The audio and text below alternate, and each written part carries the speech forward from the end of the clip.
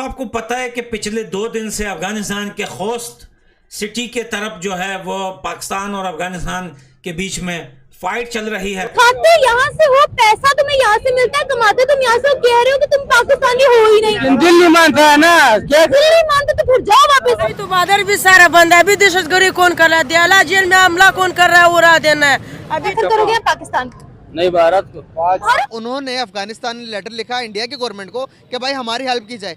अफगानिस्तान पाकिस्तान से भी तो मदद मांग सकता था, लेकिन इंडिया से। पायलट्स की डेथ हो गई है, उसमें से काफी ज्यादा पायलट्स ऐसे हैं जो नॉन कॉम्बैट एक्सीडेंट्स में मारे गए हैं। पाकिस्तान का हमेशा इशू तो रहा है अफगानिस्तान के साथ, और आप ये देख लें कि वो बहुत ज्यादा अब जो है ना, क्योंकि इंडिया ने बहुत ज्यादा डेवलपमेंट काम 92 में मैं खुद तालिबान बनना चाहता था, मैं जाना चाहता था अफगानिस्तान में। उनसे आप पूछे ना इस्लाम या अफगानिस्तान, वो कहेंगे अफगानिस्तान। अच्छा, और पाकिस्तान से अगर वो आम इधर के केपीके के बंदे से रहने वाले से पूछे पठान हो मुसलमान हो, वो कहेगा पठान है। हम ना उस वक़्त ये समझते थे कि हम जिहाद कर रहे हैं और हम बहुत ही जनाब ज़बरदस्त काम कर रहे हैं, लेकिन अब इस एज में आके हमें पता लगा हम जिहाद नहीं कर रहे थे, हम अमेरिकन के लिए लड़ रहे थे, अल्लाह के नहीं लड़ रहे थे, हम डॉलर्स और फंडिंग के लिए लड़ रहे थे। असल में रीज़न ये है कि जो बैरूनी ताकतें हैं, कुछ एक्सटर्नल फैक्टर्स हैं, ये हमें लड़ाते हैं, जिसमें ज्यूज़ हैं, क्रिश्चियनिटी है। हमें ऐसे लगता है कि ये जो सुपर पावर्स हैं ये चाहती हैं कि जो ये मुसलमान हैं ये एक हो गए, तो फिर वो जो इकबाल का शेर है। पाकिस्तान और अफगानिस्तान के तल्लुकात 47 से लेके आज तक कभी भी बेहतर नहीं रहे। अच्छा, ये एक दफ़ा मुल्ला उमर की हुकूमत बनी थी, उस दौर में कुछ 6 महीने साल पाकिस्तान और अफगानिस्तान के तल्लुकात अच्छे थे। इंडिया जो है ना प्रोपोगेंडा में वहाँ पर बहुत आगे है, उनको यकीनन फंडिंग भी कर रहा है, और जो लोग वहाँ से नाराज़ हैं हमारे से, हमारी कामों से, उनको वो प्रोजेक्शन दे रहा है कि देखिए आप दिन से तुम यूएन के आगे जाके चिल्ला रहे हो, रो रहे हो, माथा पीट रहे हो कि भाई अफगानिस्तान को रोको, अफगानिस्तान ने ठोक दिया, घुसा दिया हमारे अंदर। क्यों रो रहे हो तुम लोग? क्योंकि अफगानिस्तान तुमसे ज्यादा पावरफुल है। अफगानिस्तान का इस टाइम 1 रुपया पाकिस्तान के कितने बनते हैं? 4.5 रुपए।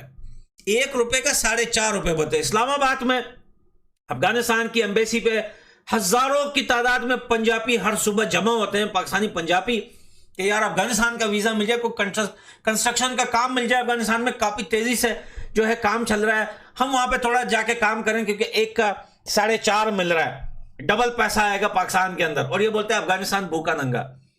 इकोनॉमी इस टाइम अफगानिस्तान की ज्यादा बेहतर है पाकिस्तान से। अब जाके ये ईरान को भी बोल रहा है कि भूखा नंगा, भूखा सोता है, खाने को रोटी नहीं है, पहनने को कपड़ा नहीं है, सर पे छत नहीं है, पीने को पानी नहीं।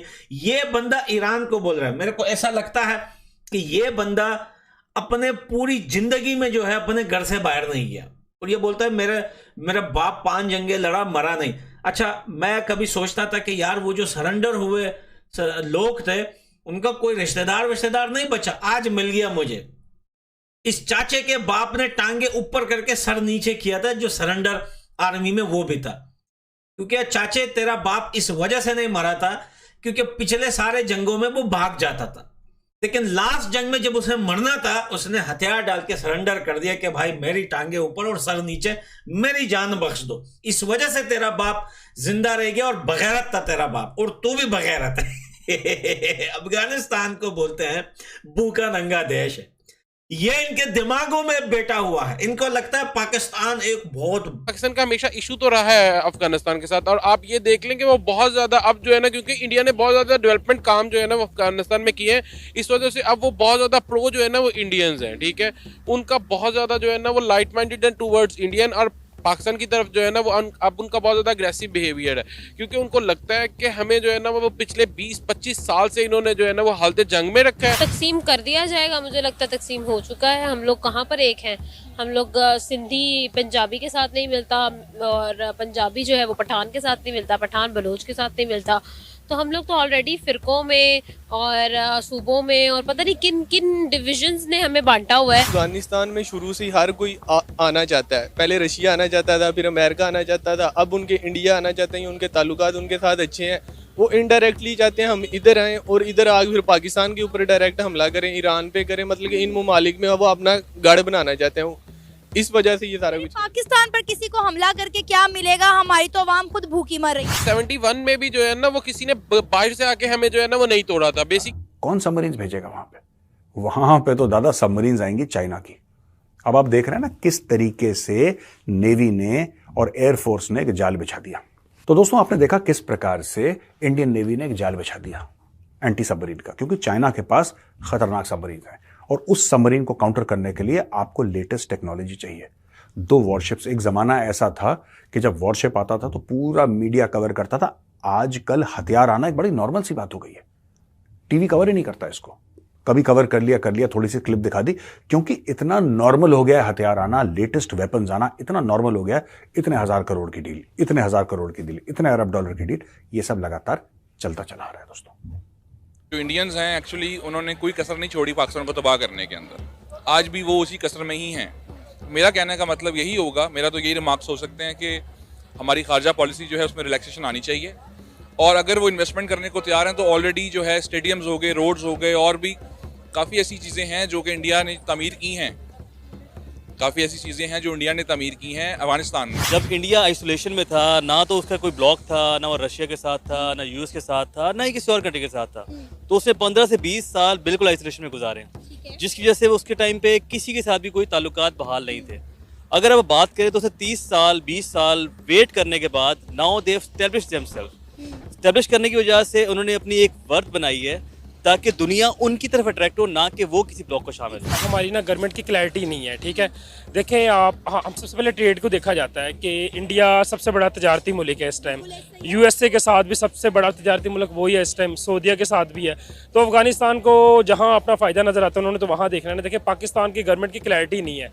अब अफगान तालिबान ये कहते हैं कि जितनी देर भी यूएसए या अफगान के अंदर एंटर रहा है उसकी मेन रीज़न पाकिस्तान ही है। शाहबार port was initiated against the Gwadar port. कौन कर रहा है? वो बोला दियाला जेल उड़ा देना, दियाला जेल किधर उड़ा देता था? इधर कुर्बानी नहीं है, दहशतगर्द लोग हैं। अच्छा, अफगानियन दहशतगर्दन को डबा। उन मासूम बच्चों ने क्या किया? दहशतगर्द बच्चे सीखते हैं ना, जुतियां मार के दो। नहीं सर, ये आप गलत। मैं गलत, इमरान खान डाकू, चोर, डकैत, यूती कुत्ता। नहीं अरे ना तुमने दिखा दिया ना तुमने कुछ दिया।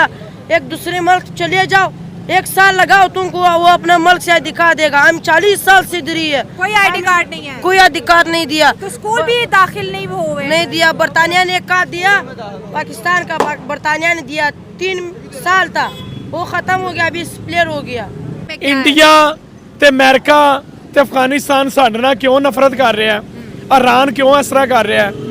ये मुनाफकत लैके बैठे ने। इंडिया को असीं कश्मीर मंगने आ, वो तां रो रहे ने। अफगानिस्तान का असीं सफाया किया, वो तां रो रहे ने। अफगानिस्तान नूं साडी सरजमीन ते जे अगर बदतमीजी गरदारी ना आना है